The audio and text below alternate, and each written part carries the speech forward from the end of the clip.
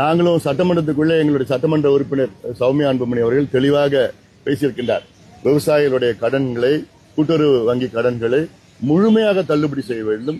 அதுல காலக்கெடு 1 வருஷம் 10 மாசம் எல்லாம் இல்லாம கடந்த 2 வருஷம் 3 வருஷம் 4 ஆண்டுகள் எவ்வளவு பண்ணணும், இதுல முழுமையா பண்ணணும். இது குறு சிறு எல்லாம் இல்லாம அது எவ்வளவு ஆக போகுது. மகாராஷ்டிரா மாநிலத்தில் பாத்தீங்கன்னா கிட்டத்தட்ட 55 லட்சம் விவசாயிகளுடைய அத்தனை கடன்களும் தள்ளுபடி செய்திருக்கிறது. அது கிட்டத்தட்ட ஒரு 36,000 கோடி ரூபாய் அதுக்கு ஒதுக்கீடு செஞ்சிருக்கு. தமிழ்நாடும் அது செய்யணும். தமிழ்நாட்டில் முன்னாடி பாத்தீங்கன்னா அவங்க தேர்தல் அறிக்கையில நாங்க 5 ஏக்கர் நிலம் பரப்பு வைத்திருக்கின்றவர்களுக்கு முழுமையான தள்ளுபடி, 5லிருந்து 10 வரைக்கும் 50 விழுக்காடு தள்ளுபடின்னு சொன்னாங்க. ஆனா அது கூட பண்ணல. தொடக்கத்தில் பாத்தீங்கன்னா 50,000 சொன்னாங்க, இப்ப 70,000 சொல்லியிருக்கிறாங்க. அது போதுமானது கிடையாது.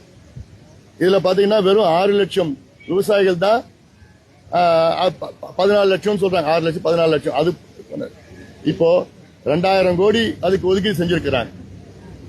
இன்னும் கூடுதலா ஒரு 15,000 கோடி ஒதுக்கீடு செஞ்சா முழுமையா இந்த கூட்டுறவு கடன் தள்ளுபடி செய்யலாம். அது நாங்க அழுத்தம் கொடுத்து தான் இருப்போம், இனியும் கொடுப்போம், செய்வாங்கன்னு எனக்கு நம்பிக்கை இருக்கு.